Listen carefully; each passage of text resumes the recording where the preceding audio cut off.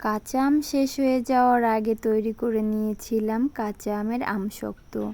আর এই আমসত্ত্বটা আমার সোনামা অনেকটা পছন্দ করে। ও যখনই স্কুলে যায় তখনই যে অন্য খাবার না খেয়ে শুধু এই আমসত্ত্বটাই খায়। তাই ভেবেছিলাম যে ওর জন্য এবছর বেশি করে আমসত্ত্ব তৈরি করে রাখবো। তাই তো কাঁচা আমের আমসত্ত্ব তৈরি করে নিলাম। নমস্কার সবাইকে, জ্যোতিষ কিচেনে সবাইকে স্বাগতম। আমি এখানে 2টি আম নিয়েছি, সেগুলোকে খুব সুন্দর করে ধুয়ে পরিষ্কার করে নিলাম। একটি কড়াইয়ের মধ্যে দিয়ে 1 কাপ পরিমাণ জল দিয়ে সেদ্ধ করে নিয়েছি 7 মিনিটের মতো। এখন এই সেদ্ধ করা আমগুলো একটা ব্লেন্ডারে দিয়ে ব্লেন্ড করে নেব। আপনারা চাইলে কিন্তু এরকম একটা স্ট্রেনারের সাহায্যেও এই সেদ্ধ করা আমটার থেকে কাট বের করে নিতে পারবেন, কিন্তু আমি ব্লেন্ডারে দিয়েছি। এতে করে আমের যে পিউরিটা হবে ওটা বের করতে একটু বেশি সুবিধা হবে।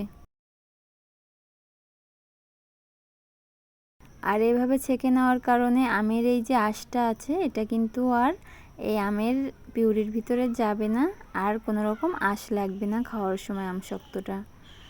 এরপর ফ্রাই প্যানে দিয়ে দিলাম আমের ওই পিউরিটা। এটা দিয়ে এখন কিন্তু আমি 7 থেকে 8 মিনিটের মতো রান্না করে নেব।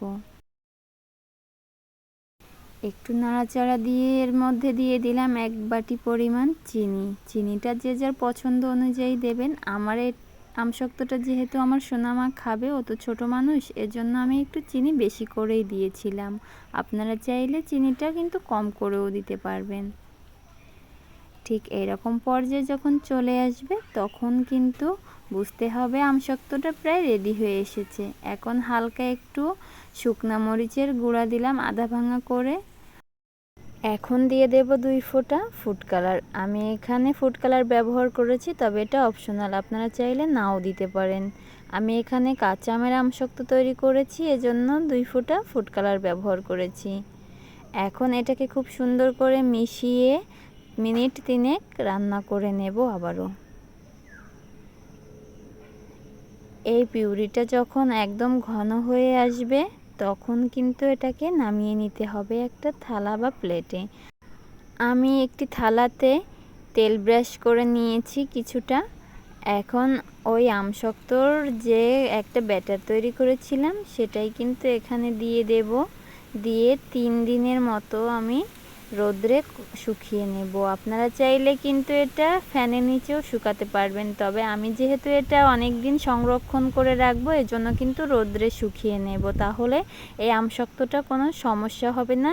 আমি একদম বাইরে রেখে কিন্তু অনেক দিন পর্যন্ত খেতে পারবো। এই যে আমি 3 দিন রোদ্রে দিয়ে শুকিয়ে নিয়েছি আমসত্ত্বটা, দেখেন কতটা সুন্দর হয়েছিল। আমি পুরাটা দেখাতে পারিনি, স্কিপ করে গিয়েছিলাম। তো এই যে আমার কাঁচা আমের আমসত্ত্বটা তৈরি হয়ে গেছে। এটা খেতে হয়েছিল কিন্তু অসম্ভব মজাদার। তাই তো আপনাদের বাচ্চারাও যদি এরকম আমসত্ত্ব পছন্দ করে থাকে তাহলে ঝটপট তৈরি করে নিন কাঁচা আমের আমসত্ত্ব। আমার রেসিপিটা কেমন লাগলো অবশ্যই কমেন্টে জানাবেন। ধন্যবাদ সবাইকে।